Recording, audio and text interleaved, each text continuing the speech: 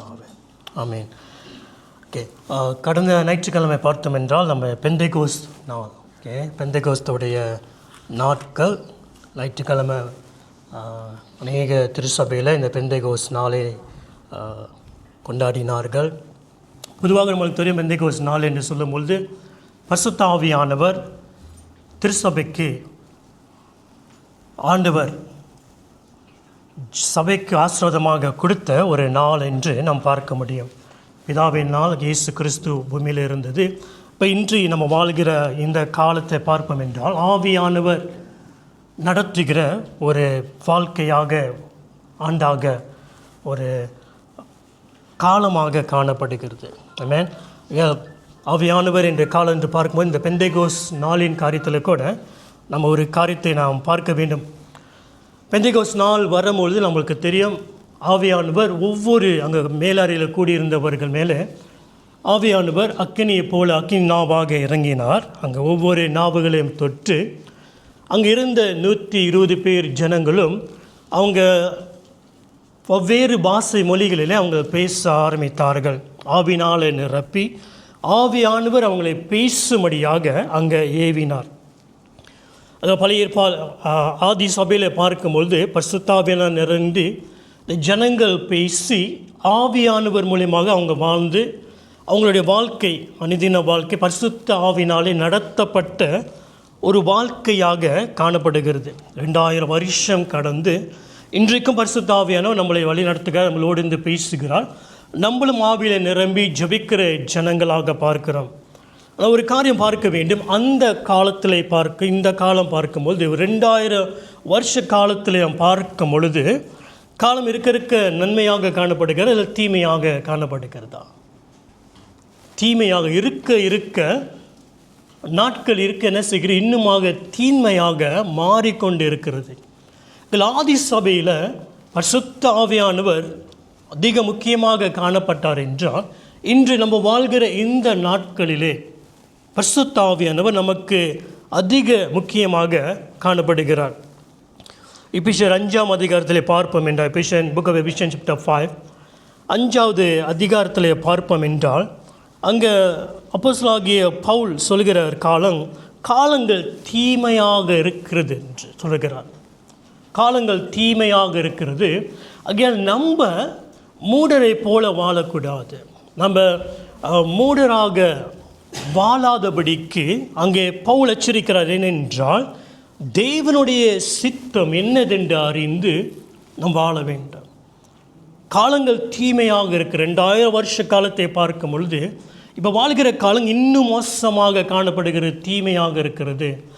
இந்த காலத்தில் தான் நீங்களும் நானும் வாழ்ந்து கொண்டு இருக்கிற இந்த காலத்தில் தேவன் என்ன எச்சரிக்கிறார் என்றால், நம்ம மூடரை போல வாழ வேண்டாம், ஒன்றும் அறியாத போல வாழ வேண்டாம். நம்ம எப்படி வாழ வேண்டுமா? தேவனுடைய சித்தத்தை அறிந்த ஜனங்களாக நாம் வாழ வேண்டும். ஆக தெய்வ சித்தத்தை அறிந்த ஜனங்களாக நம்ம வாழ வேண்டும் என்றால் 18ஆம் வசனத்தை வாசிப்போமா? எபேசியர் 5ஆம் அதிகாரம் 18வது வசனம்.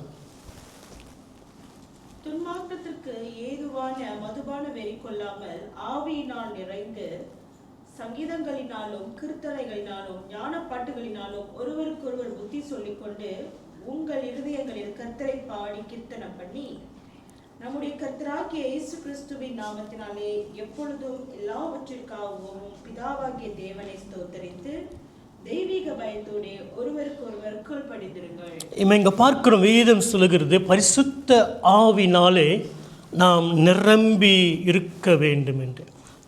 2000 வருஷத்தில் இன்று பார்க்கும்போது காலங்கள் தீமையாக இருக்கிறது.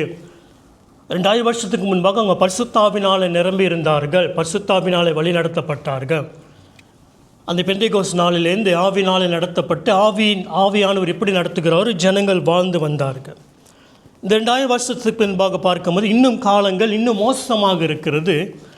இந்த மோசமான காலத்தில் வாழுகிற நீங்களும் நானும் வேதம் சொல்கிறது பரிசுத்த ஆவினாலே நாம் நிரம்பி இருக்க வேண்டும். ஆவியிலே நிரம்பி இருக்க வேண்டும் என்று சொல்லும் பொழுது ஆவியானவர் நிரப்பும் பொழுது அங்கே பார்க்கிறோம் ஜனங்கள் பரிசுத்த ஆவினாலே ஜெபம் பண்ணினார்கள் என்று எபேசியர் 6:18 வாசிப்போம் என்றால், இந்த இருளான ராஜ்யத்துக்கோடு நம்மளோடு போராட்டங்கள் உண்டு. இந்த இந்த தீமையான காலங்களில் வாழுகிற இந்த பிரபஞ்சத்தின் அதிபதியோடு நம்மளுக்கு போராட்டங்கள் உண்டு. இந்த போராட்டங்களை போராட வேண்டும் என்றால் நம்ம தேவனுடைய அந்த ஆர்மர் ஆஃப் காட்டை நம்ம தரித்து கொள்ள வேண்டும். இந்த தேவனுடைய அந்த அந்த என்ன சொல்லுவாங்க, ஆர்மர் ஆஃப் காட், சர்வாயுதத்தை தரித்து கொள்ள வேண்டும் ஏதும் சொல்லிட்டு அதே எபேசியர் 6:18 வாசிப்போம் என்றால் வாசிக்கலாம். எபேசியர் 6:18. எந்த சமயத்திலும் சகல விதமான வேண்டுதலோடும் விண்ணப்பத்தோடும் ஆவியினாலே ஜெபம் பண்ணி அதில் பொருட்டு மிகுந்த மன உறுதியோடும் சகல பரிசுத்தவான்களுக்காக பண்ணும் வேண்டுதலோடும் விழித்துக் கொண்டிருங்கள். ஆமென். இங்கே மீண்டும் வேதம் என்ன சொல்லுகிறது? பரிசுத்த ஆவியினாலே நாம் நிரம்பி ஆவியிலே நாம் ஜெபித்து கொண்டு இருக்க வேண்டும் என்று. ஆக இந்த காலத்திலே நம்ம ஆதாயப்படுத்திக் கொள்ள வேண்டும் என்று எபேசியர் 5:15 சொல்லுகிறது. கொடுக்கப்பட்ட நேரத்தை நாம் ஆதாயப்படுத்திக் கொள்ள வேண்டும் என்றால் எப்படி ஆதாயப்படுத்திக் கொள்வது? தேவனுடைய சித்தத்தை அறிந்து நான் வாழ வேண்டும் என்றால் எப்படி நான் தேவனுடைய சித்தத்தை அறிகிறது? 1 கொரிந்தியர் 2:11 வாசிக்கலாம்.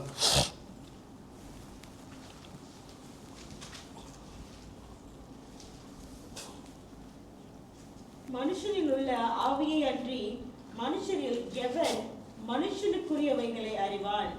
அப்படி போல தேவனுடைய ஆவியை அன்றி ஒருவனும் தேவனுக்குரியவைகளை அறிய மாட்டான். ஆமென். தேவனுடைய ஆவியானவர் தான் தேவனுடைய சித்தம் என்னதென்று அறிகிறார். ஆக இப்படிப்பட்ட தீமையான காலத்தில் நாம் ஞானமாக நடக்க வேண்டும் என்றால் தேவனுடைய சித்தம் என்னதென்று நான் அறிய வேண்டும்.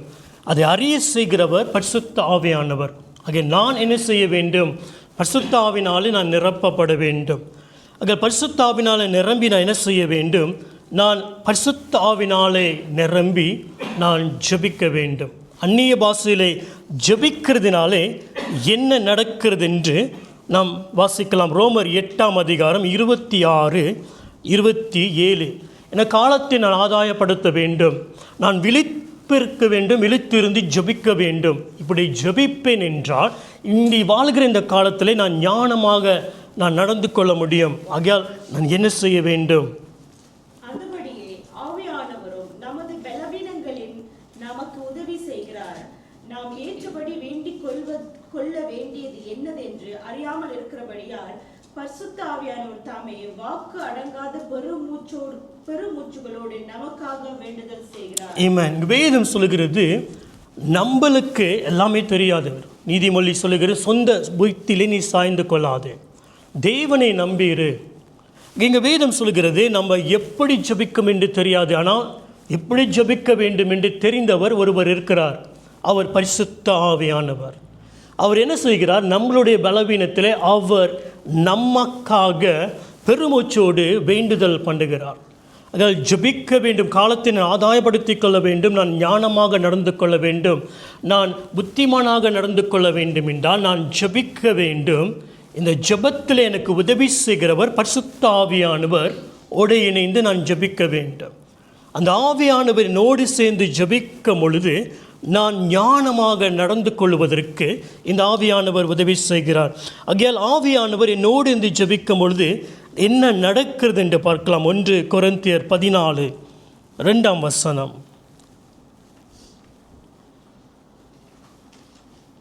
ஏனெனில் அந்நிய பாஷையில் பேசுகிறவன் ஆவியினாலே ரகசியங்களை பேசினாலும் 1 அந்நிய பாஷையிலே நான் பேசுகிறேன், ஆவியானவர் என்னோடு இருந்து பேசுகிறார்.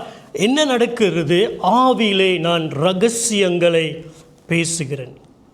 ஆவியிலே நான் என் பக்கத்தில் உங்களுக்கு தெரியாது, சுற்றி இருக்கிற ஜனங்களுக்கு தெரியாது, ஆனால் நான் ஆவியிலே பேசும்போது ரகசியங்களை பேசுகிறேன். யாரோடு பேசுகிறேன்? அவன் பேசுகிறதை ஒருவனும் அறியாதிருக்கிறபடினாலே அவன் மனுஷரிடத்தில் பேசாமல் தேவனிடத்தில் பேசுகிறான். ஆமென். அதில் ஒரு காரியம் நடக்கிறது. ஆவியானவர் என் ஆவியோடு சேர்ந்து இந்த என் ஆவி என்ன செய்கிறது? தேவனோடு அவரோடு ரகசியங்களை பேசும்படியாக ஆவியானவர் செய்கிறார். என்ன ரகசியம்? பிதாவுடைய இருதயத்தில் இருக்கிற அந்த சித்தம், பிதாவுடைய இருதயத்தில் இருக்கிற அந்த காரியங்களை ஆவியானவர் என் ஆவி மூலியமாக அவரோடு ரகசியங்களை பேசும்படியாக செய்கிறார்.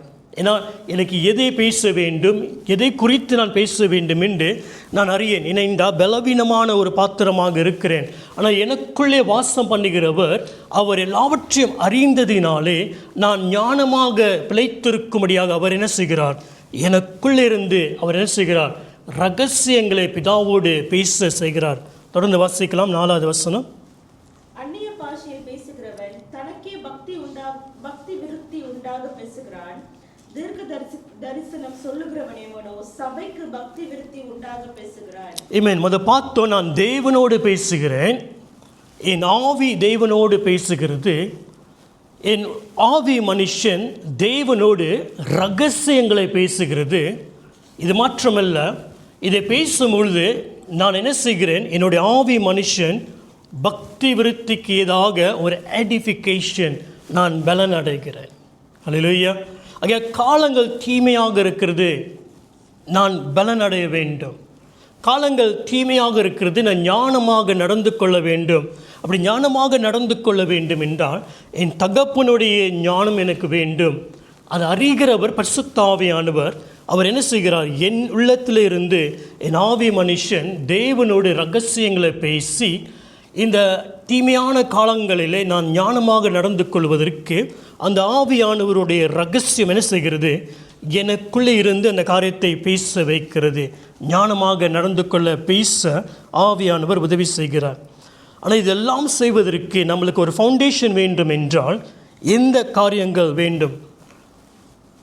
புக் ஆஃப் சாம்ஸில் பார்ப்போம் என்றால், சங்கீத புஸ்தகத்தில் பார்ப்போம் என்றால், சங்கீதக்காரன் சொல்லுகிறான், உடைய வசனத்தை நான் தியானித்தேன், அக்கினி வந்தது, அதுக்கு அப்புறம் நான் தேவனை பார்த்து ஜெபிக்க ஆரம்பித்தேன், கூப்பிட ஆரம்பித்தேன்.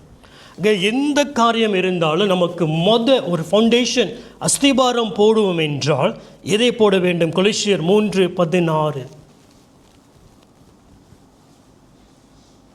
கிறிஸ்துவின் வசனம் உங்களுக்குள்ளே சகல ஞானத்தோடும் பரிபூரணமாக வாசமாய் இருப்பதாக. ஆமென். நாம் ஞானமாக நடந்து கொள்ள வேண்டும். காலங்கள் தீமையாக இருக்கிறது. ஆக முதலாவது நான் செய்ய வேண்டிய காரியம் என்னென்றால், இயேசு கிறிஸ்துடைய வசனம் வார்த்தையானது எனக்குள்ளே எல்லாவற்றிலும் நிரம்பி இருக்கும்படியாக நான் பிரயாசம் செய்ய வேண்டும். நான் வேதத்தை எடுத்து வாசித்து அது குறித்து தியானிக்க ஆரம்பிக்கும் பொழுது என் உள்ளான மனுஷன் அந்த சாப்பாடை சாப்பிட்ட பின்பு ஒரு பலன் அடைந்த பின்பு எனக்குள்ளே என்ன ஆகிறது, என்னுடைய கண்கள் சிந்தனை எல்லாம் ஒரு தெளிவடைகிறது. என்னுடைய நோக்கம் எல்லாம் தேவனுக்கு மேலாக கொண்டு வருகிறேன்.